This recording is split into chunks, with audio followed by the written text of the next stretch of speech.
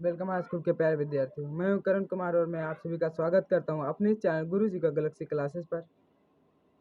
इस वीडियो में हम प्रकाश के परावर्तन तथा अपवर्तन चैप्टर नंबर 10 के लेक्चर नंबर 5 को सॉल्व करेंगे, जिसमें हम दर्पण के मुख्य फोकस, फोकस दूरी और मुख्य अक्ष, वक्रता केंद्र, इन सभी के बारे में अध्ययन करेंगे। और इसके पहले भी हमने प्रकाश के परावर्तन और अपवर्तन का 4 लेक्चर दे चुका है। अगर आप सभी उस वीडियो को देख ले रहे हैं तो आप सभी को पूरे इस चैप्टर में कहीं भी प्रॉब्लम नहीं होगी। तो आइए हम वीडियो को शुरू करते हैं। देखिए, हमने अभी तक बात किया था, पहले दर्पण हम बात करते हैं और ये सब हमें एक गोलीय दर्पण में ही पढ़ना है। देखिए, दर्पण, तो दर्पण क्या होता है? तो कांच के खोखले गोले को आधा काट दिया जाए और उसे पॉलिश कर दी जाए, जिससे कि दूसरा तल परावर्तक तल बन जाए, तो हम उसे दर्पण कहते हैं। अब बात करते हैं दर्पण का ध्रुव। देखिए, दर्पण का ध्रुव, दर्पण दर्पण का ध्रुव की अगर बात करें तो दर्पण के परावर्तक पृष्ठ हमारा यही है, ये हमारा परावर्तक पृष्ठ है। तो दर्पण के परावर्तक पृष्ठ के मध्य बिंदु किसे कहते हैं? मध्य बिंदु, जो मध्य बिंदु, अगर यहाँ मध्य बिंदु कर दें तो ये दो बराबर भागों में बांट देगा। तो दर्पण के मध्य बिंदु को, दर्पण के परावर्तक पृष्ठ के मध्य बिंदु को दर्पण का ध्रुव कहते हैं और इसे हम पी से लिखते हैं। ठीक, अब बात करते हैं वक्रता केंद्र। तो हमने, जैसा कि आप सभी को पहले भी, इसके पहले जो लेक्चर दिया था उसमें नोट्स के साथ हमने बताया था, तो दर्पण का केंद्र, जो कि हम सी से लिखते हैं, दर्पण का केंद्र। तो दर्पण जिस खोखले गोले का, अगर हम इसे आगे बढ़ाएं तो एक खोखला गोला बन जाएगा। देखिए, अगर हम इसे आगे बढ़ाते हैं तो ये हमारा एक खोखला गोला बन जाएगा। तो दर्पण जिस खोखले गोले का भाग होता है उसके केंद्र को वक्रता केंद्र कहते हैं। फिर बात करते हैं, देखिए वक्रता केंद्र हो गया। फिर हमने बात की थी मुख्य अक्ष। तो दर्पण के वक्रता केंद्र और मध्य बिंदु को, दर्पण के वक्रता केंद्र और मध्य बिंदु यानी ध्रुव को, दर्पण के वक्रता केंद्र और ध्रुव को मिलाने वाली रेखा हमारा क्या कहलाती है? हमारा कहलाती है मुख्य अक्ष। फिर बात करते हैं, मुख्य अक्ष हो गया। अब बात करते हैं मुख्य फोकस। देखिए, और आगे टॉपिक पर चलने से पहले आप सभी इस वीडियो को लाइक, सब्सक्राइब एंड शेयर कर दीजिए, ताकि हमें इसे सपोर्ट मिले और हम हाई स्कूल की पूरी तैयारी अपने इसी चैनल गुरु जी का गैलेक्सी क्लासेस पर करवा सके। तो बात करते हैं मुख्य फोकस, जिसे इंग्लिश में कहते हैं प्रिंसिपल। देखिए, इंग्लिश में कहते हैं प्रिंसिपल फोकस, फोकस।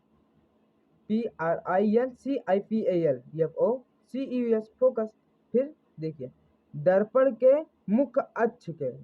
मुख्य अक्ष, यही हमारा दर्पण है, ये हमारा दर्पण है और ये हमारा मुख्य अक्ष है। इसे हम आगे बढ़ा सकते हैं सी को यहाँ पर करके। तो दर्पण के मुख्य अक्ष के समांतर आने वाली प्रकाश किरणें दर्पण से परावर्तन के पश्चात, अब देखिए दर्पण के मुख्य अक्ष के हम समांतर कोई किरण लाते हैं,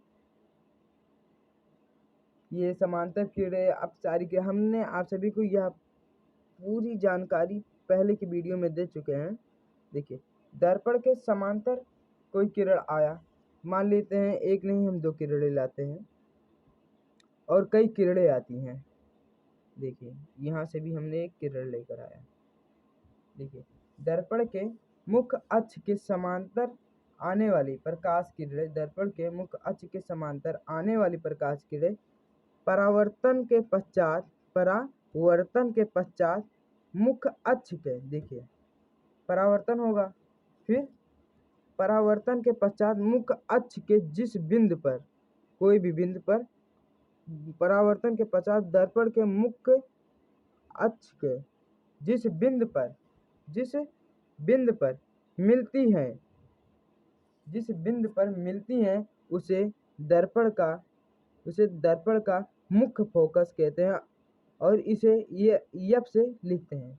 देखिए यही परिभाषा लिखा हुआ है कि दर्पण के मुख्य अक्ष के समांतर आने वाली प्रकाश किरणें दर्पण से परावर्तन के पश्चात जिस बिंदु पर मिलती हैं उसे मुख्य फोकस कहते हैं। देखिए परावर्तन के पश्चात जिस बिंदु पर मिलती हैं उसे मुख्य फोकस कहते हैं। मुख्य फोकस दर्पण के ध्रुव, देखिए ध्यान दीजिएगा, देखिए मुख्य फोकस दर्पण के ध्रुव और वक्रता केंद्र के बीच होती है। देखिए दर्पण का वक्रता केंद्र और दर्पण का ध्रुव के बीच में हमारा मुख्य फोकस होती है और इसे एफ से लिखते हैं। तो आई होप आप सभी को फोकस के बारे में पूरी जानकारी हो गई होगी।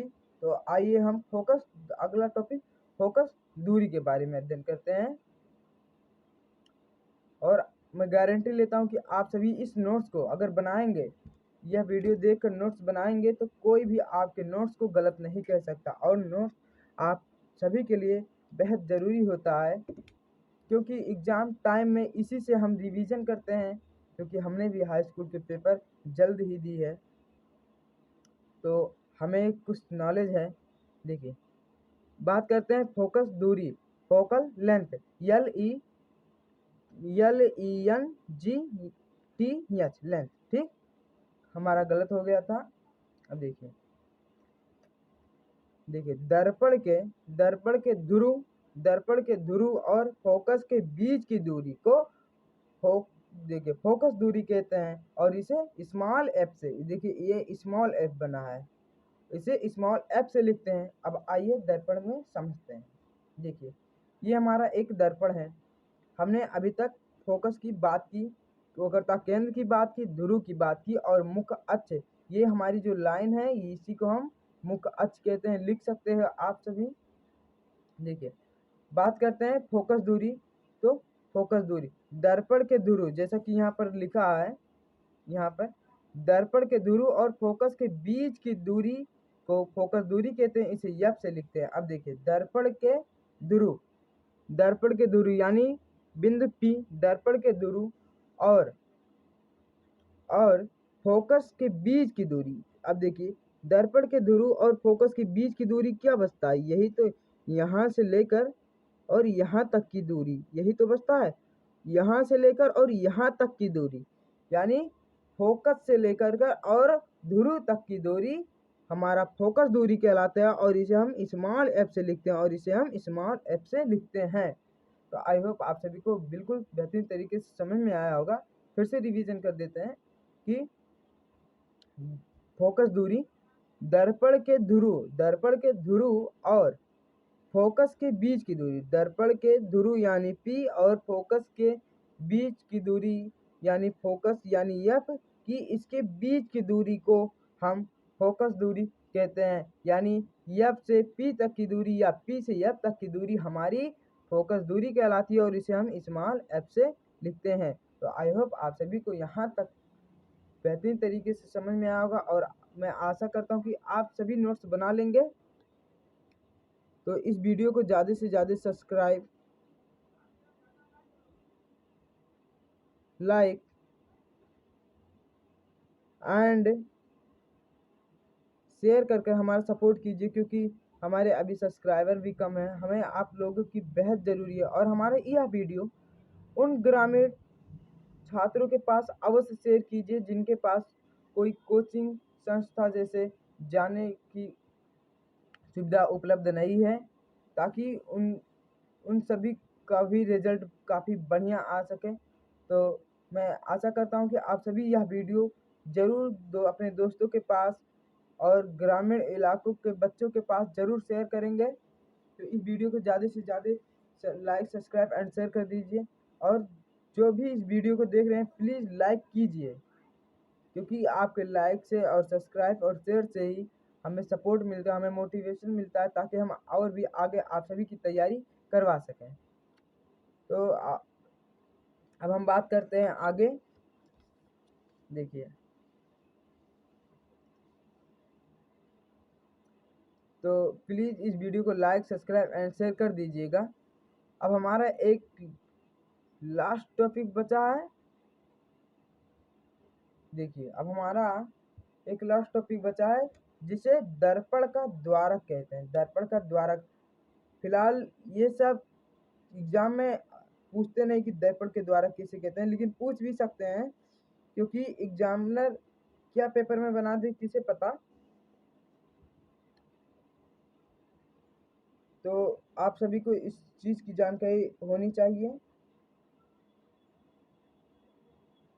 बात करते हैं दर्पण का द्वारक। देखिए, दर्पण का द्वारक, गोलीय दर्पण के परावर्तक पृष्ठ के, देखिए पहले गोलीय दर्पण बना लेते हैं। तो गोलीय दर्पण किसे कहते हैं? कांच के कटे खोखले गोले का, कांच के कटे खोखले गोले के एक तरफ पालिश कर दी जाए, जिससे कि दूसरा तल परावर्तक तल बन जाता है, तो इसे हम दर्पण कहते हैं। एक मिनट।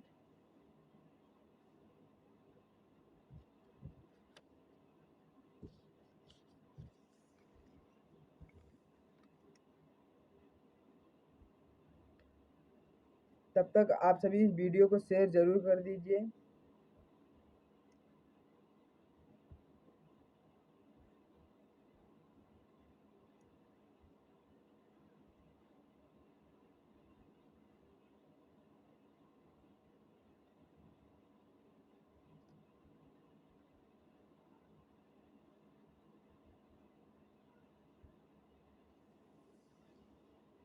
तो ये हमारा कोई दर्पण है, मान लीजिए हमारा दर्पण है। देखिए, अब फिर से हम रिवीजन अगर करवाना चाहें तो करवा सकते हैं, लेकिन पहले समझ लीजिए। देखिए, दर्पण का द्वारक किसे कहते हैं? देखिए लिखा है, गोलीय दर्पण के परावर्तक पृष्ठ, गोलीय दर्पण के परावर्तक पृष्ठ। एक मिनट। देखिए, दर्पण का द्वारक जिसे इंग्लिश में कहते हैं, देखिए अपेचर ऑफ मिरर। देखिए, गोलीय दर्पण के परावर्तक पृष्ठ की इस वृत्ताकार सीमा रेखा का व्यास, इस वृत्ताकार सीमा रेखा का व्यास दर्पण का द्वारक कहते हैं। देखिए, दर्पण का द्वारक सिंपल भाषा में किसे कहते हैं? देखिए, दर्पण के गोलीय दर्पण के परावर्तक पृष्ठ के, परावर्तक पृष्ठ हमारा यही है ना, यही भाग हमारा परावर्तक पृष्ठ होता है। ये जो भाग होता है, देखिए यहाँ ये जो भाग होता है, ये हमारा परावर्तक पृष्ठ होता है। तो गोलीय दर्पण के परावर्तक पृष्ठ को, गोलीय दर्पण के परावर्तक पृष्ठ की इस वृत्ताकार, देखिए ये वृत्त के आकार नहीं, ये तो वृत्त के आकार है। वृत्त के आकार सीमा रेखा का व्यास, इसका व्यास, सीमा रेखा का व्यास दर्पण का द्वारक कहलाता है।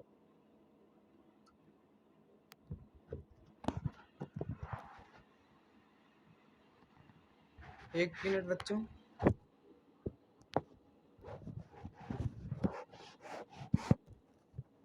देखिए, तो फिर से समझ लेते हैं। गोलीय दर्पण के परावर्तक पृष्ठ, गोलीय दर्पण के परावर्तक पृष्ठ की इस वृत्ताकार, इस वृत्ताकार, यही हमारा गोलीय दर्पण है, और ये हमारा परावर्तक पृष्ठ है। और इस वृत्ताकार सीमा रेखा, हमने आप सभी को पहले यहाँ पर बताया कि सीमा रेखा का व्यास दर्पण का द्वारक कहलाता है। अब देखिए, दर्पण के परावर्तक पृष्ठ के ये वृत्ताकार सीमा रेखा, यही वृत्ताकार सीमा रेखा का व्यास दर्पण का द्वारक कहलाता है। अब देखिए, अगर हम इसे m से लिख देते हैं, अगर हम यहाँ m लिख दें और यहाँ n, यहाँ m लिख दें और यहाँ n, देखिए यही जो यहाँ से और यहाँ तक है, इसका व्यास, यही हमारा दर्पण का द्वारक कहलाता है। तो आई होप आप सभी को यह वीडियो बिल्कुल बेहतरीन तरीके से समझ में आया होगा, और यह टॉपिक भी आप सभी को अच्छा ही लगा होगा।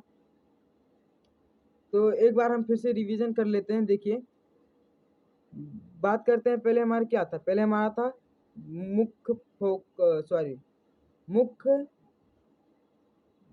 क्या था पहले, ध्रुव था। ध्रुव जिसे हम इंग्लिश में पोल कहते हैं और इसे हम पी से प्रदर्शित करते हैं। देखिए, ध्रुव किसे कहते हैं, तो दर्पण के मध्य बिंदु को, दर्पण के गोलीय दर्पण के, या ऐसे हम कह सकते हैं किसी गोलीय दर्पण के मध्य बिंदु को, किसी गोलीय दर्पण के मध्य बिंदु को दर्पण का ध्रुव कहते हैं। फिर बात करते हैं अगर हम कि वक्रता केंद्र किसे कहते हैं, तो गोलीय दर्पण, गोलीय दर्पण जिस खोखले गोले का भाग होता है, गोलीय दर्पण जिस खोखले गोले का भाग होता है उसके केंद्र को वक्रता केंद्र कहते हैं। फिर बात करते हैं मुख्य अक्ष। देखिए, वक्रता केंद्र और पोल यानी ध्रुव को मिलाने वाली रेखा को हम मुख्य अक्ष कहते हैं। हम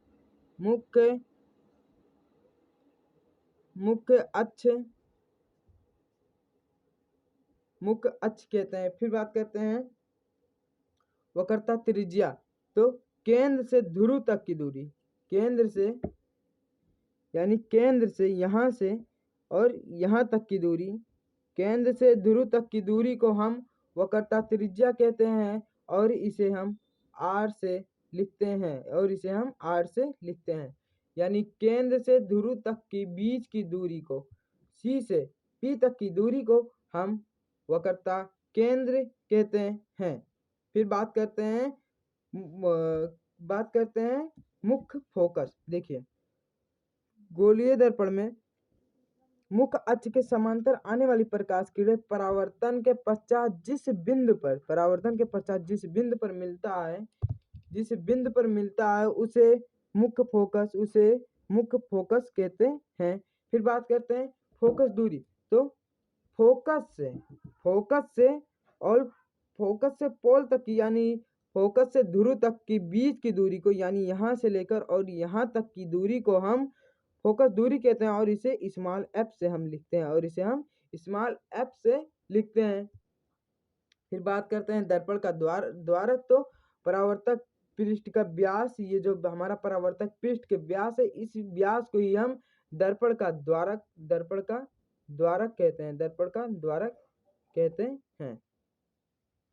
तो आई होप आप सभी को यह वीडियो बहुत ही बेहतरीन तरीके से समझ में आया होगा और मैं उम्मीद करता हूं कि आप सभी यह वीडियो ज़रूर शेयर करेंगे और नोट्स आप सभी ज़रूर बना लीजिएगा। नोट्स बनाने से आप सभी को काफ़ी मदद मिलती है। और आप सभी अगर मेरे इसके पहले वीडियो नहीं देखें तो जाकर उसे देख लीजिए, ताकि आप सभी को इस चैप्टर में कहीं भी प्रॉब्लम ना हो। और इस चैप्टर से लगभग 8 नंबर बोर्ड पेपर में तो आते ही आते हैं, कन्फर्म है 8 नंबर इस चैप्टर से ज़रूर आते हैं आपके बोर्ड पेपर में। तो यह चैप्टर आप सभी के लिए बहुत बहुत बहुत इम्पोर्टेंट है। तो हम मिलते हैं नेक्स्ट वीडियो में इसी चैप्टर के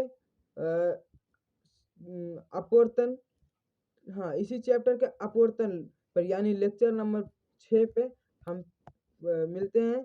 तो आप सभी इस वीडियो को ज़रूर से ज़रूर शेयर कर दीजिए। और आप सभी को इस वीडियो में कहीं भी थोड़ा सा भी प्रॉब्लम हो तो हमें कमेंट कीजिए, हम उसका रिप्लाई ज़रूर देंगे। और हम अपना व्हाट्सएप नंबर भी इस वीडियो के लिंक में डाल देंगे, ताकि आप सभी को कोई भी प्रॉब्लम हो आप सभी व्हाट्सएप नंबर पर भी मैसेज कर सकते हैं। अगर आप सभी को नोट्स चाहिए तो मैसेज कीजिएगा, हम खुद नोट्स बनाकर आप सभी को देंगे। तो जय हिंद, मिलते हैं नेक्स्ट वीडियो में, तब तक के लिए जय हिंद।